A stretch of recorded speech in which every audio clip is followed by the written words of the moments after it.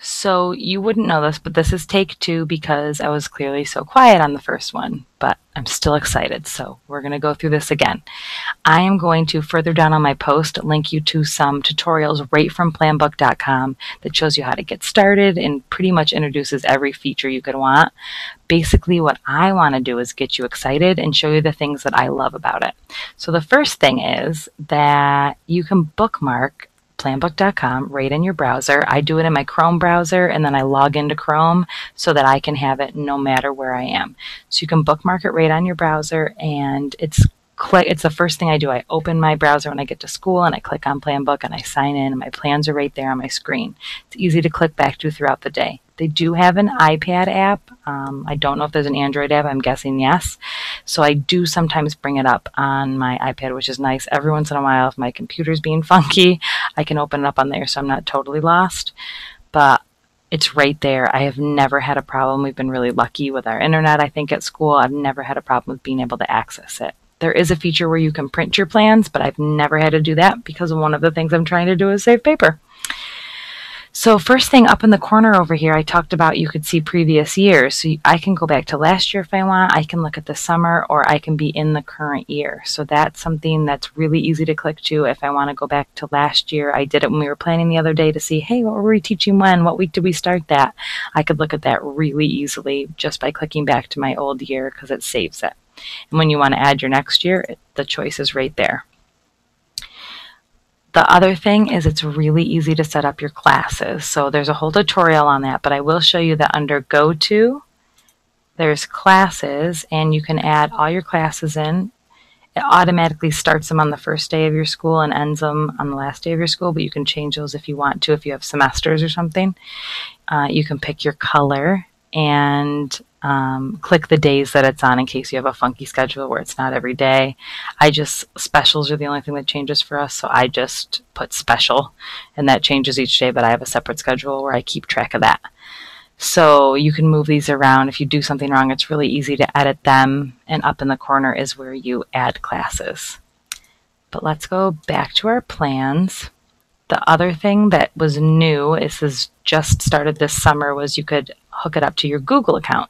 So I do all my calendars in Google. Our school does all our calendars in Google. So I linked it up to that, and it links up all of the school events and all of the events that I've put in. So we, as a kindergarten team, create a curriculum calendar basically where, okay, what writing lessons are we going to teach when? What are we doing? Which math lesson are we on? And I put those all into a calendar, and now those are going to pop right into my plans, so I don't have to even open the calendar when I'm planning. I can't even believe it. I'm so excited about it. So that's huge for me, and maybe your motivation when you're doing this is to start using Google Calendars if you're not, because that's super awesome and really helpful. And there's so many ways you can use it for your class and for planning.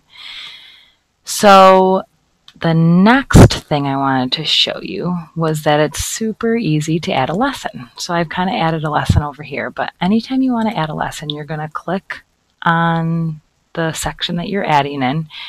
You can give it a title. I rarely do, but you can give it a title, and then underneath you can basically type anything about what you want to do. So this is basically equivalent to when you were writing your lessons in.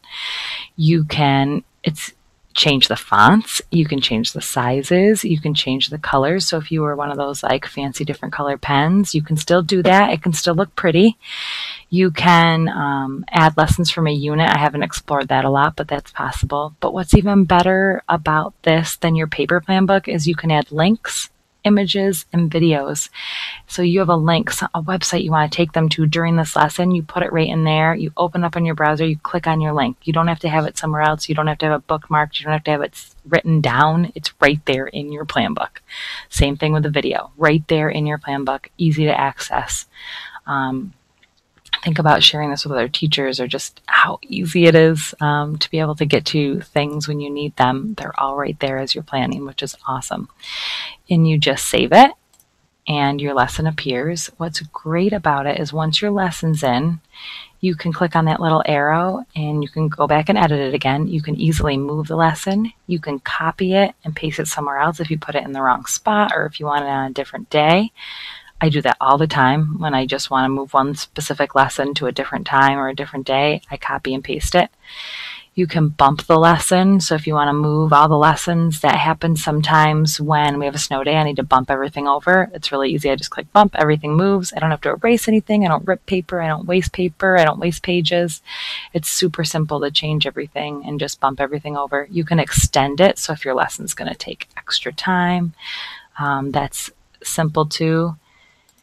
The other thing, or no, I'll show you the other thing in a minute. So super easy to add lessons. Up here in the corner, it's really easy to add events. Events are like right here, you'll see there's no school this day. So I did that by adding an event. You add the dates of your event and you can just click no school day. So if there's some reason you don't have school, there's a conference day. When you start a new school year, it prompts you to kind of put those in, but if you don't want to take the time to put them in, it's super easy to add them later. So remember that when you go to start your school year. And don't worry, because even though there's no event there, you can still type things in that day. So I can make one. Let me show you. I was actually going to do it for this day. We actually start with a superintendent conference day. So if I want to, for that conference day, now it takes a little minute the last time I did it to save, but if I want to, for that conference day, just put in superintendent's conference day. I can just type that in. It'll show no school, so all of my lessons will be gone, but it'll still give me space if I want to put in like our plan for the day. We always end up with a schedule or something. I can add that right in, so it'll still be right in my plan book, easy for me to access. Actually, I'll probably just link it in, or as a document. You can link stuff right into the lessons. I'll probably just do that day.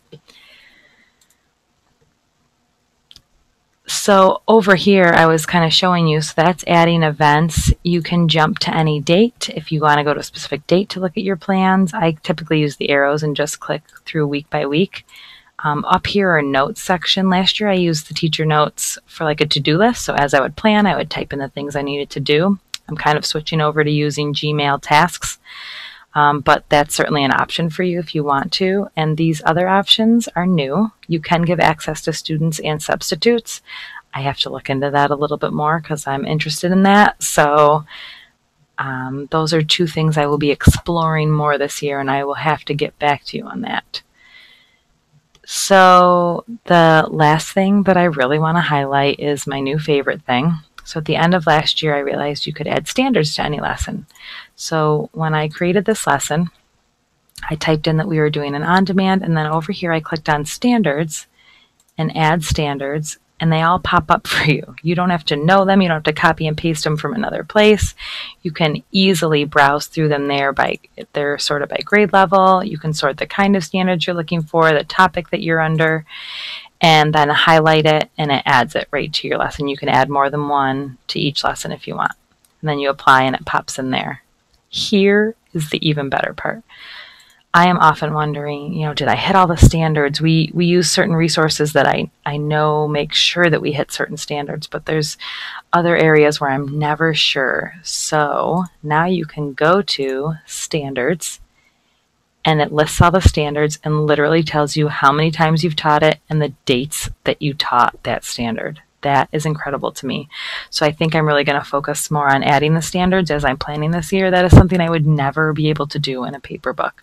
I'd have to have a separate list and be check marking it and dating it, and this is doing that all for me. That is the power of technology, and that is why I urge you to try it out. Don't be afraid. That first month is free. So if you decide that this isn't the thing that works for you, you could find something else, but I promise you're going to love it. If you commit to using it, you are really going to love it. So try it out. Come back, leave me a comment, let me know if there's something you still have a question about, and I'll try to help you if I can. I'm still exploring, so I will try to add more too. But please, please just enjoy using it. I promise that you will.